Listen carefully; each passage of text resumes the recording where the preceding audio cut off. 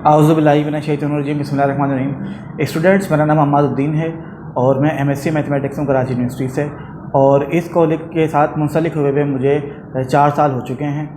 आज की जो वीडियो का मकसद है वो आपको गाइड करना है रिड्यूस सिलेबस के हवाले से, पेपर मैनेजमेंट के हवाले से, क्योंकि आपको जो पेपर अटेम्प्ट करना है वो 2 घंटे में करना है। पहले पेपर जो होता था मैथ का वो 3 घंटे का होता था, और इस मरतबा जो है वो 2 आवर्स का होगा, और एमसीक्यूज़ के लिए आपको आधा घंटा दिया जाएगा।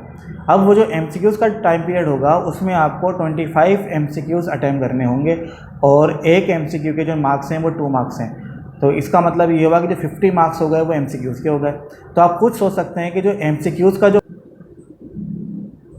तो इसी वजह से हमें एमसीक्यूज़ का जो पोर्शन है, जो शुरू के जो 30 मिनट्स होंगे वो बहुत इंपॉर्टेंट होंगे आपके पेपर के पॉइंट ऑफ व्यू से, क्योंकि अगर पहला ही सेक्शन आपका मिसहैंडल हो जाता है या आप अच्छे तरीके से उसको परफॉर्म नहीं कर पाते तो फिर बहुत ज़्यादा इशू हो जाएगा आपको बाकी के पेपर के लिए। क्योंकि जो एक मोटिवेशन होती है, जो टेम्पो होता है पेपर का, वो स्टार्ट में अगर ख़राब हो गया और आपको ये फील हो गया कि आपके जो मार्क्स हैं वो कम आएंगे या आपके एमसीक्यूज़ गलत हो सकते हैं, तो उससे क्या होगा कि आपको जो टेम्पो होगा पेपर को अटेम्प्ट करने का वो क्या हो जाएगा, डाउन हो जाएगा।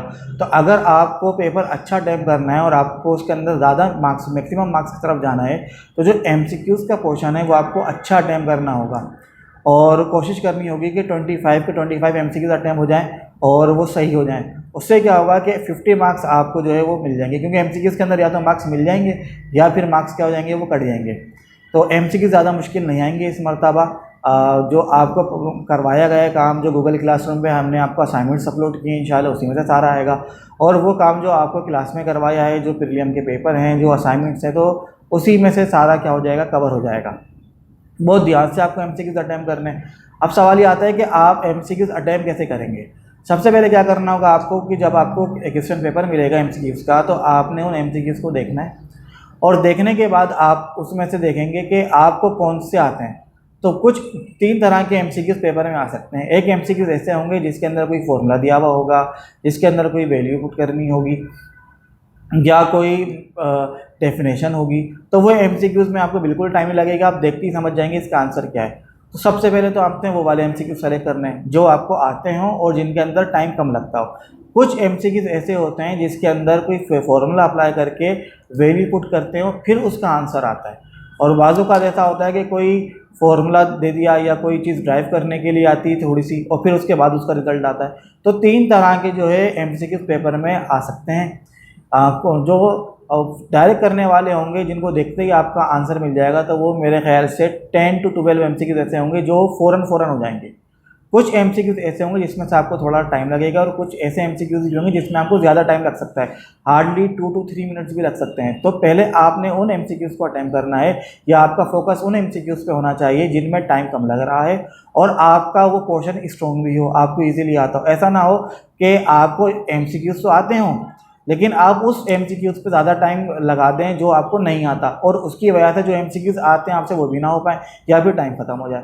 क्योंकि 30 मिनट्स के अंदर ही आपको वो तमाम एमसीक्यूज़ क्या करने हैं, कंप्लीट करने हैं। इसके बाद हम आते हैं सेक्शन बी पे। स्टूडेंट, सेक्शन बी में आपको 6 क्वेश्चन अटेम्प्ट करने होंगे, और हर सवाल के जो नंबर होंगे वो कितने होंगे, वो 5 होंगे।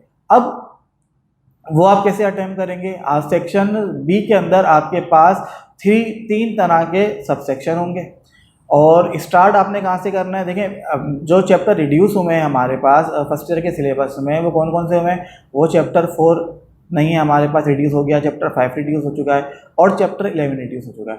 तो 10 चैप्टर हमारे पास रिमेनिंग बचे हैं। चैप्टर 1, चैप्टर 2, चैप्टर 3, 6, 7, 8, 9, 12 और 13, 10, 12 और 13।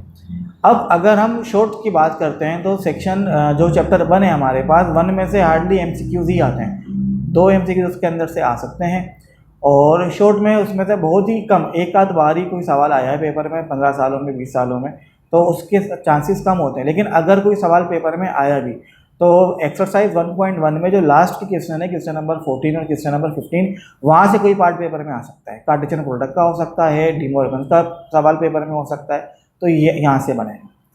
अगर जब हम चैप्टर 2 की बात करेंगे, तो चैप्टर 2 के अंदर हमारे पास एक्सरसाइज 2.1 रिड्यूस हो गई है। 2.2 और 2.3 में से एक सवाल इंशाल्लाह पेपर में लाजमी होगा। हैं भी वो सवाल आसान और इजीली आप कर भी लेंगे। चैप्टर 3 एक बड़ा चैप्टर है और चैप्टर 3 में हम 3.3, 3.4, 3.5, 3.6 और 3.8 हैं। तो जो शॉर्ट में आने वाले सवाल आते हैं वो उसमें 3.3 में से आ सकता है, 3.4 में से आ सकता है, 3.5 और 6 में से आ सकता है। 3.6 और 3.8 के कुछ सवाल जो है वो लॉन्ग में भी आते हैं और शॉर्ट में भी आते हैं। इसी तरह जब हम चैप्टर 6 में आएंगे तो चैप्टर 6 के अंदर से भी लॉन्ग के सवाल भी बनते हैं और शॉर्ट के भी बनते हैं। तो कुछ सवाल जो हैं वो शॉर्ट में लाजमी होंगे और कुछ सवाल जो हैं वो लॉन्ग में होंगे। 7 में से सिर्फ शॉर्ट में सवाल आता है और 7 का जो है वो लॉन्ग में कोई सवाल नहीं आता। चैप्टर 7 में आपके पास 3 एक्सरसाइजेज हैं, 7.1, 7.2 और 7.3। 4 और 5 रिड्यूस हो गई हैं। तो 1 के अंदर जो है वो सिंपल परमुटेशन है, 7.2 में भी परमुटेशन है और 7.3 में कम्बिनेशन है। तो यहाँ से एक सवाल जो है पेपर में लाजमी होगा। चैप्टर 8 में स्टूडेंट्स, चैप्टर 8 में हमारे पास 8.1 है और 8.3 है। 8.2, 4 और 5 रिड्यूस हो गई हैं। यहाँ से 2 सवाल पेपर में होंगे लाजमी, 3 भी हो सकते हैं। शॉर्ट में हमारे पास 2 सवाल होंगे, एक 8.1 से होगा और एक 8.3 से होगा। इसी तरह लॉन्ग में भी 8.3 से एक सवाल होगा। तो चैप्टर 8 है भी आसान और आपको जो है वो फोकस भी करना चाहिए क्योंकि ये लॉन्ग भी कवर कर रहा है और ये शॉर्ट भी कवर कर रहा है। इसके बाद हम चलते हैं चैप्टर 9 पे। स्टूडेंट चैप्टर 9 छोटा सा चैप्टर है ट्रिग्नोमेट्री का और इसके अंदर हमारे पास कौन सी एक्सरसाइजेज हैं, 9.1 और 9.3। और इन दोनों से जो सवाल आते हैं वो शॉर्ट में आते हैं, उनमें से लॉन्ग में नहीं आते।